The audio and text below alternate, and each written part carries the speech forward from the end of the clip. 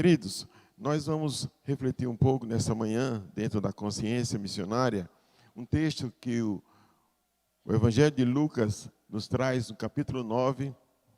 Eu convido a igreja a abrir suas Bíblias, a partir do verso de número 57.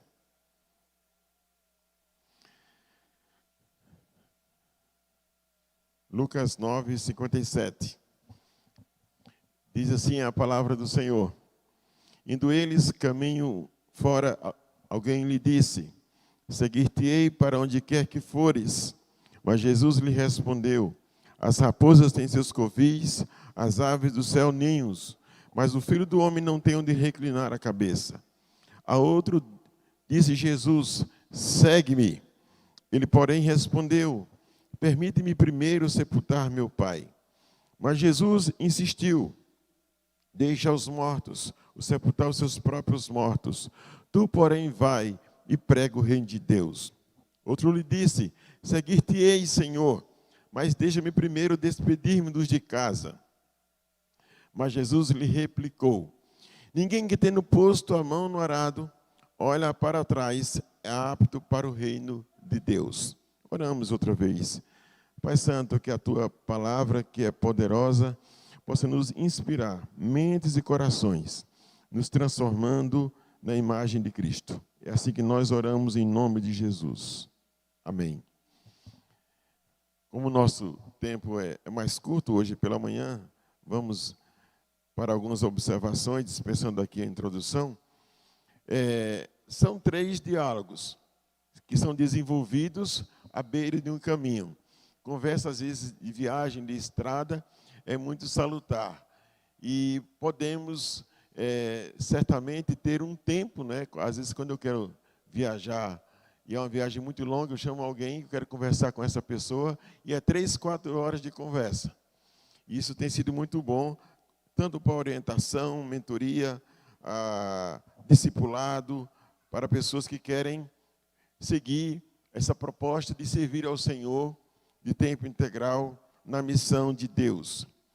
O que nós identificamos logo aqui é que nesse primeiro diálogo tem um candidato que ele é voluntário, ele se expressa perante Jesus e ele certamente é alguém que admirável pela sua disponibilidade. Seguir-te-ei por onde quer que fores. Essa foi uma expressão que ele tem iniciativa e, vamos dizer assim, corajosa. E a resposta de Jesus certamente não é bem a nossa resposta de uma forma geral. Se alguém vem com essa proposta, normalmente a gente responde: que coisa boa, isso é maravilhoso, seguir Jesus é a melhor decisão. Certamente, Jesus, que conhece o coração, sendo Ele também Deus, Ele vai responder de forma diferenciada. E tem um autor, ele foi diretor ali na Jordânia, Kenneth Bailey, um livro que foi traduzido, As Parábolas de Lucas. Ele faz um comentário cultural desse texto, conhece muito bem toda aquela região. Ele vai dizer: a resposta de Cristo aqui, Jesus utiliza essas figuras, raposas, aves, como uma expressão a 2 autoridades. Primeiro, raposa, a quem ele trata e assim chama de Herodes. Em outras palavras, Jesus diz assim: moço, eu não sou Herodes, eu não tenho um palácio. Moço, eu não sou César. E aí, a simbologia aqui utilizada é a águia, que era o principal símbolo do Império Romano. E ele está dizendo assim: eu não tenho um império. Se você está dentro dessa perspectiva, que eu estou chegando aqui em exaltação e glória, não é essa a minha proposta.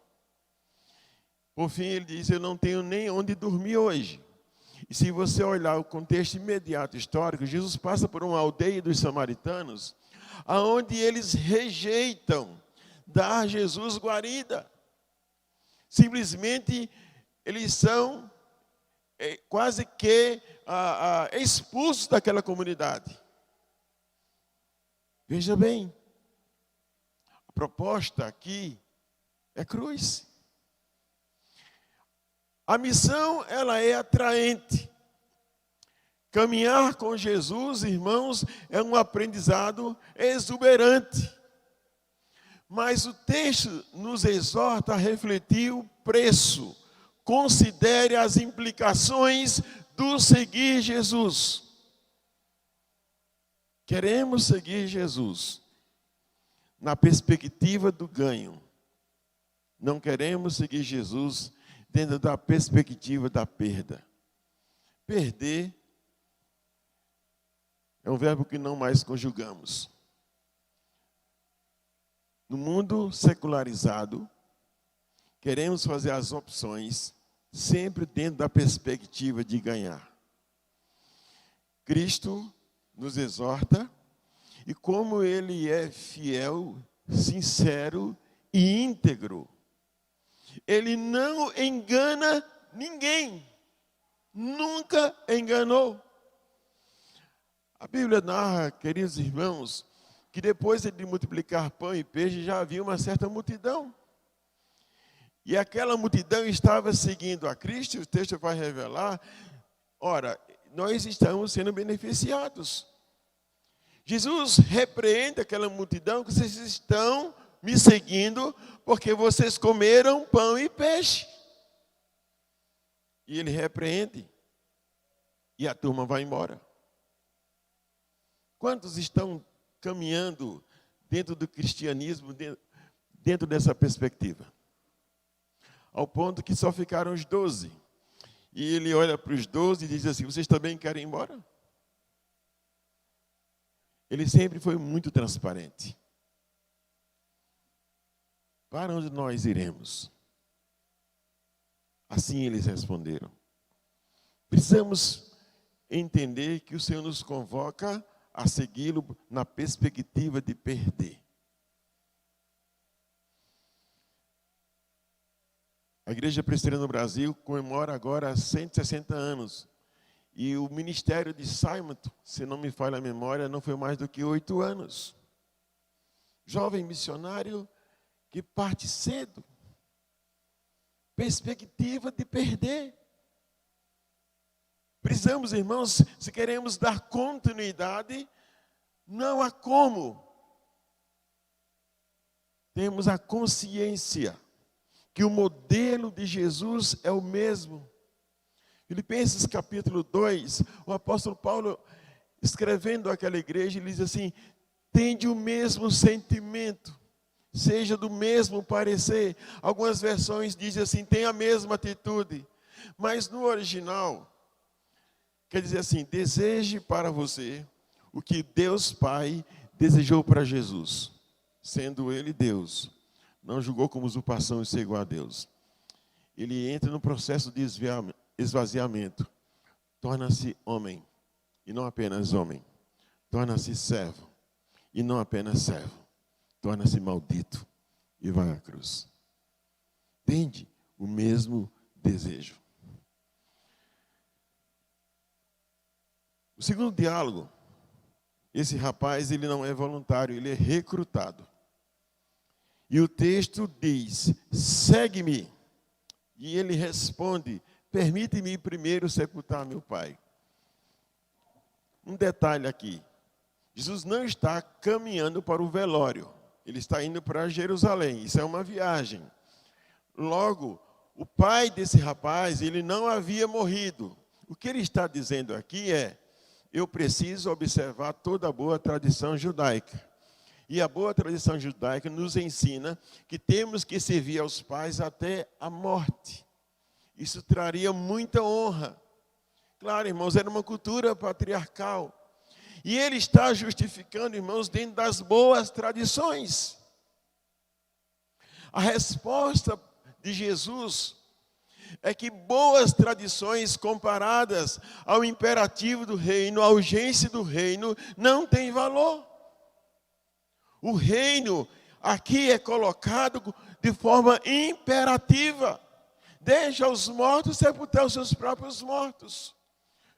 Tu, porém, vai e prega o reino de Deus, porque a missão é para hoje.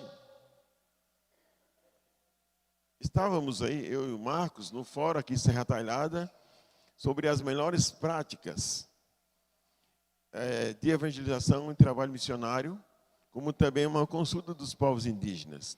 E lá tem os dados, 29 etnias, ainda no nosso Nordeste, sem nenhuma igreja. No Brasil, 112 etnias. Obviamente, boa parte no Centro-Oeste e no Norte. 6.000 povoados, já identificados sem nenhuma igreja. E segundo Ronaldo Lidório, em torno de 10.000 povoados ribeirinhos, sem presença evangélica. E a pergunta é, irmãos, por que é que a gente não consegue terminar essa tarefa? E esses números persistem. E esses números resistem a uma alteração. Faltam recursos? Não. Estávamos ontem falando à tarde. Brasil, irmãos, com toda a crise e recessão, ainda está entre as 10 maiores economias do mundo. Quantas escolas teológicas nós temos no Brasil? E quantos alunos são formados no Brasil? Quantas escolas missiológicas nós temos no Brasil? Que os povos indígenas que aqui já estavam, nós não conseguimos concluir. Certamente não é falta de dinheiro, não é falta de recursos humanos. O que nos falta? Por que é que nós colocamos boas tradições como dificuldade? O postergando. Nos projetos missionários que a Missão Gil Verbo já desenvolve há tantos anos, tinha uma moça, que eu acho que ela já tinha ainda 10 projetos. Talvez você foi no PES aí algumas vezes também, com o Sal da Terra. Eu lembro que no último ela chegou para mim e disse, pastor, aqui eu me realizo. Nossa, que bom. E o meu desejo é seguir e ser uma missionária. Mas eu tenho muita dificuldade. Ele disse, qual é a sua dificuldade? São os meus pais. Eles sonharam uma outra vida para mim. Essa moça já havia terminado direito, não gostou, não se identificou. Depois ela fez pedagogia, mestrado, doutorado. E com 29 anos, ela passou no processo seletivo em João Pessoa para ser professora da Universidade Federal da Paraíba. Aos 30 anos, ela já estava efetivada. E esse era o seu dilema. A quem seguir? Porque aqui, no caso aqui, irmãos, entenda bem, dentro daquele grupo, Jesus olha para alguém, isso é um ato da sua soberania, e ele escolhe. Ele não está perguntando o que é que você, qual é a sua agenda. Ele não está perguntando quais são os seus projetos. Ele soberanamente, ele escolhe alguns e separa. E é isso que temos que entender. Quanta gente tem postergado aquilo que Deus tem ministrado há tanto tempo ao nosso coração. Porque temos que seguir algumas tradições. Mas a agenda do Senhor, para algumas pessoas de forma específica, é outra. Quando Ele separa, não é porque você seja melhor do que os demais irmãos dessa igreja. Não é porque você é mais inteligente do que outros irmãos dessa igreja. Aprove a Ele. Isso é um critério dEle. E é essa a resposta de Cristo. O primeiro diálogo de Jesus é: considere o preço de me seguir. Nesse segundo diálogo ele coloca: o reino tem autoridade superior a qualquer projeto. Quando nós analisamos Atos capítulo 4 e Atos capítulo 5, após a cura do paralítico, toda a autoridade de Israel vem confrontar a igreja. Escute bem, irmãos. E a resposta dos apóstolos para os anciãos, para o sumo sacerdote e toda a representação ali, irmãos, da instituição judaica. Entenda bem, aquela instituição foi organizada por Deus na história de Israel. E essa instituição estava dizendo: nós proibimos de você pregar esse nome.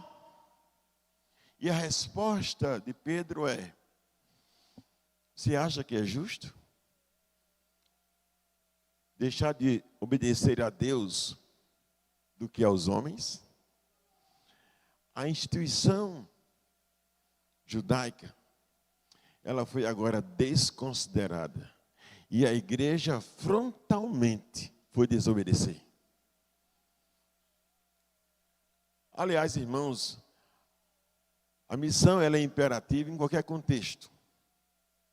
Seja no mundo muçulmano, onde as leis não permitem, mas nós não vamos seguir as leis.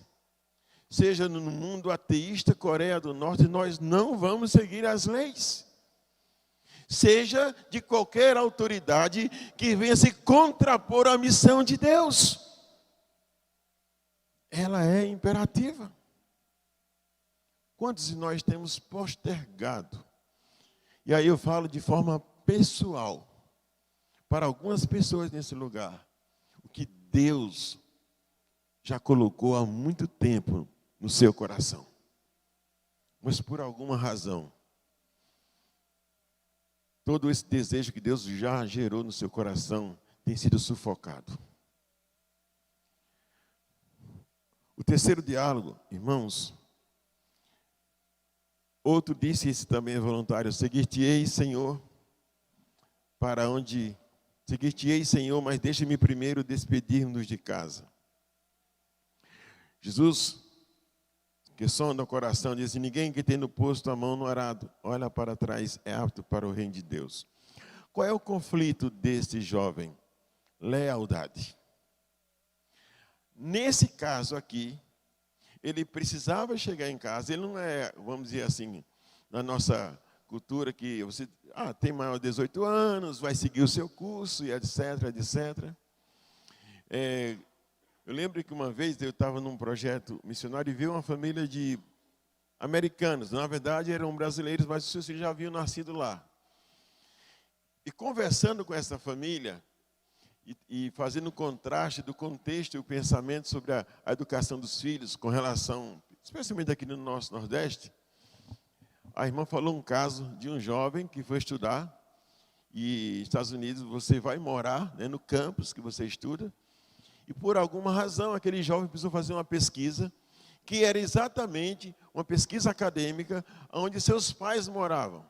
E ele foi para a casa de seus pais, fez a pesquisa, fez o seu trabalho acadêmico, foi se despedir de seus pais para voltar para o campus, e o seu pai puxou a conta e disse: bom, você está me devendo tantos dólares. E ele teve que pagar. Mas como é que é a história? O pai cobra a conta do filho. Nos Estados Unidos é normal. Ele entende que até essa faixa etária nós somos obrigados. A partir daqui você segue o seu curso. E ele teve que pagar, porque na cabeça do americano, ele não ia pagar uma pousada, ele não ia pagar algum lugar, então ele paga aqui. Totalmente diferente do contexto, irmãos, da Palestina. Você pode ser casado, você pode ter filhos, você pode ter netos, mas se seu pai vive, você não tem autonomia. Ele é literalmente o patriarca. E o que é que esse jovem está colocando? Eu preciso pedir permissão aos meus pais para te seguir. Por isso Jesus responde: coração dividido não serve. E a expressão aqui é uma expressão de que põe a mão no arado. Temos a tecnologia do trator, né, para cortar a terra. Mas ainda no nosso sertão, irmãos, essa expressão de utilizar o arado em algumas comunidades, essa ainda é a ferramenta de trabalho. O que é que isso representa? Em primeiro lugar, você vai cortar a terra antes do inverno. Deu a primeira chuva, entre a primeira e a segunda, opa, vou lá. Ou seja, o sertanejo vai acreditar que vai chover. E, na verdade, você vai cortar a terra num período ainda muito quente. Mas a expressão aqui é: a missão exige tudo, você não pode ter coração dividido. Jesus coloca assim: é como quem põe a mão no arado, precisa guiar uma junta de bois, segurar o arado com a outra mão, observar se os bois estão seguindo essa linha reta, porque você tem um espaçamento, você não pode fazer zigue-zague, pode ter uma pedra no caminho e quebrar ali o arado. Ou seja, exige tudo, você não pode olhar de lado, senão se tornará improdutivo o seu trabalho. Exige toda a sua dedicação, exige toda a sua energia, exige toda a sua força. Se não estamos dispostos a uma doação completa, esse tipo de candidato não serve. Coração dividido. Se o reino, e vivemos para o reino, na sua implantação e expansão, ele vai exigir tudo de nós. Não compete a nós escolher se devemos ou não devemos sermos leais aos propósitos desse reino. Não nos compete questionar a autoridade de Cristo. Não nos compete ter coração dividido. Também não podemos sermos ingênuos. Vai exigir de mim e de você que estamos seguindo a Ele, dispostos a perder, na perspectiva que um dia haverá um novo céu e a nova terra. Mesmo que o nosso corpo exterior se corrompa, mesmo que venhamos a envelhecer, um dia seremos transformados. E para sempre o reino se tornará conhecido dos céus e terra. É para lá a igreja que caminhamos. Não temos projetos temporários. O nosso projeto, ele é eterno. Ele foi consolidado por Cristo. Será concluído por Ele. Portanto, nessa manhã Ele nos convoca a seguirmos a sua orientação, o que a palavra nos ensina, que façamos com toda a nossa doação, se nós o amamos de verdade, de todo o nosso coração. Vamos orar. Baixe sua cabeça. Eu gostaria de orar por você, que por muito tempo Deus já ministrou seu coração. Alguns certamente o Senhor já separou. Mas nós lutamos com as nossas crises internas sobre a perspectiva do seguir e obedecer a Cristo, para nos doarmos e dedicarmos a Ele, com outras tradições. Não é que as tradições sejam ruins, o estudo, a família, mas é porque o reino é superior, é supremo. Se você deseja orar comigo, dizer outra vez: Senhor, eu quero de fato estar disposto a te obedecer. Você talvez nunca quis, mas o Senhor já ministrou no seu coração. Isso é a escolha dele, é soberania dele. Se você quer outra vez orar ao Senhor: eu estou aqui, eu quero te obedecer. Aqueles que desejam ficar de pé, fiquem de pé. Os demais podem ficar sentados. Se o Espírito Santo já falou tanto ao seu coração, e se esse é um tempo de renovar, lembrar tudo aquilo que Deus já fez, e essa nova oportunidade que Ele está nos dando, assim como Ele deu a Jonas. Jonas, assim que ouviu, desobedeceu, mas Deus concedeu a oportunidade dele retornar a Nínive e completar a tarefa. Pai Santo, Deus Eterno, e nesta manhã, sabemos que pelo Teu Espírito, o Senhor continua separando homens e mulheres para uma doação integral ao Senhor. Que o Senhor esteja confirmando em seus corações, com muita alegria e desprendimento, gerando a plena convicção em seus corações. É pelo Senhor, é para o Senhor, é para a manifestação da Tua glória. Portanto, Senhor, renova o ânimo, renova a alegria, renova o propósito. Que possamos viver para a Tua glória. Aqueles que são profissionais, mas que precisam de uma maior doação ao Senhor e entendem que precisa fazer investimentos no Teu reino, que haja um coração generoso para a glória de Jesus. Faze isso, Senhor. É assim que nós oramos e em Ti esperamos, no nome de Jesus. Amém.